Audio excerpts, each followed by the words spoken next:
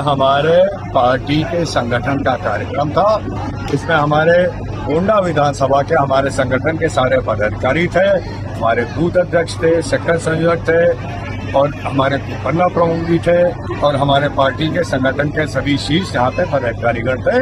उसके साथ साथ लखनऊ से आदरणीय मिश्रा जी जो संगठन मंत्री है वो भी मुख्य अतिथि के रूप में आए थे। बाराबंकी के पूर्व विधायक श्री अवस्थी जी। क्या कुछ जोश आपने भरा या क्या कुछ देखने को मिला उनके बीच में बूथ अध्यक्षों में? देखिए, जहाँ तक जोश की बात है, ये पूरे इलाके में हम लोगों का जोश इसलिए बढ़ रहा है क्योंकि बहुत बड़ी मात्रा में और पार्टियां और संगठनों को छोड़कर लोग भारतीय जनता पार्टी के साथ जुड़ रहे हैं। आज यहाँ मंच पे भी कार्यक्रम हुआ है, आपके कार्यालय में भी कार्यक्रम हो चुका है।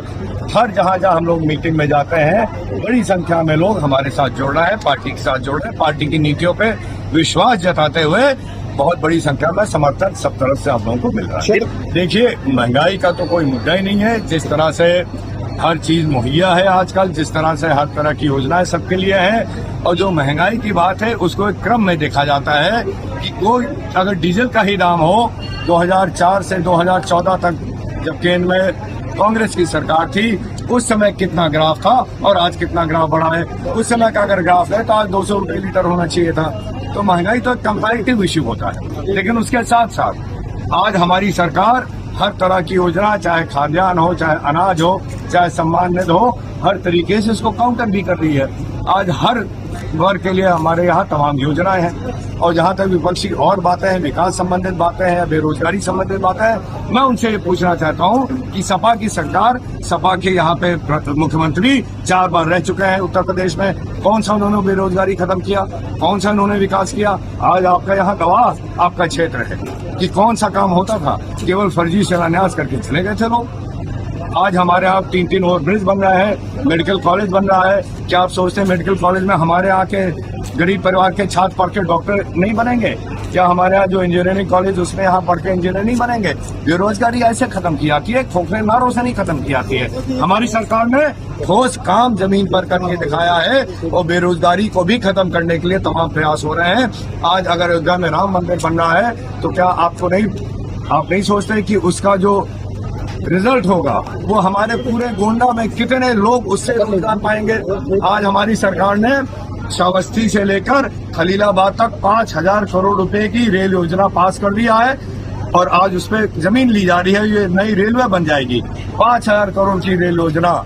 आप सोचते हैं क्या उससे हमारा जो इंटीरियर क्षेत्र है, नेपाल से सीमावर्ती क्षेत्र है, कितने हजारों लोगों को, चाहे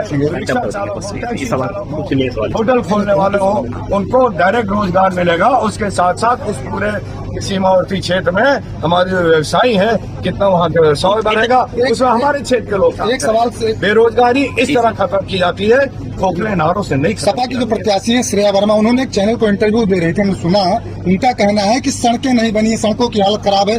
उनके जो बाबा थे विकास पुरुष के नाम से जाने जाते थे, उन्होंने जो विकास किया था वह विकास रुक गया है, वो विकास आगे बढ़ाने के लिए आई है। आपके द्वारा कोई काम नहीं किया गया सड़कों के लिए, उन्होंने कहा कि सड़कों की हालत बहुत खराब है।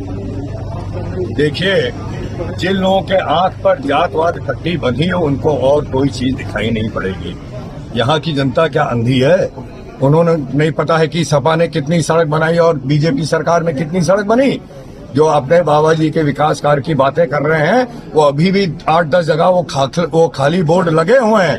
यहाँ पे शिलान्यास किया गया था, जिसका मैं ऑन रिकॉर्ड में ये बात कहना चाहता हूँ आपसे कि जब 2014 के बाद यहाँ की जनता ने मुझे जिताया और मेरे पास वो लोग आए जिनसे इनके दलालों ने नौकरी के नाम पे पैसा वसूला था। मैं भी चाहता था कि अगर यहाँ फैक्ट्री लग सकती तो लगे, और मैं विद्युत मंत्रालय गया, मैंने चिट्ठी इस्पात मंत्रालय में लिखी और दुख की बात है कि एक भी मंत्रालय ने एक भी चिट्ठी, एक भी फाइल, यहाँ जो 13 शिलान्यास थे उसके संबंध में एक अक्षर वहाँ उन मंत्रालयों में नहीं मिला। इतना बड़ा धोखा हमारी जनता के साथ किया गया है। ये लोग खोखले खाली बोर्ड लगाकर बेरोजगारी खत्म करने वाली बात जो करते हैं, उससे बेरोजगारी नहीं खत्म होगी। इन लोगों ने सांसद निधि के ऊर्जा को, सोलर लाइट को 4-4 हजार रुपए में बेचा गया है, उसके प्रूफ हमारे पास है।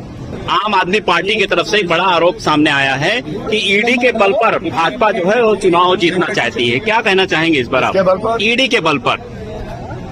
देखिए, जो पार्टी खुद इतने बड़े भ्रष्टाचार में लिप्त हो, एक समय था जब इनके एग्जैक्ट संख्या नहीं पता है, लेकिन कई 1 दर्जन करीब इनके एमएलए तिहाड़ जेल में थे, तो ईडी से डरेंगे ही, क्योंकि उन्होंने काम ऐसा कर रखा है, उन्होंने भ्रष्टाचार किया है, जनता का पैसा लूटा है। जो मुख्यमंत्री जो कहता था कि अगर मैं मुख्यमंत्री बना तो मैं अपने इस 4 कमरे के सरकारी आवास में ही रहूंगा, उन्होंने 6 प्लॉट इकट्ठा करके एक अपना बहुत बड़ा महल बना लिया।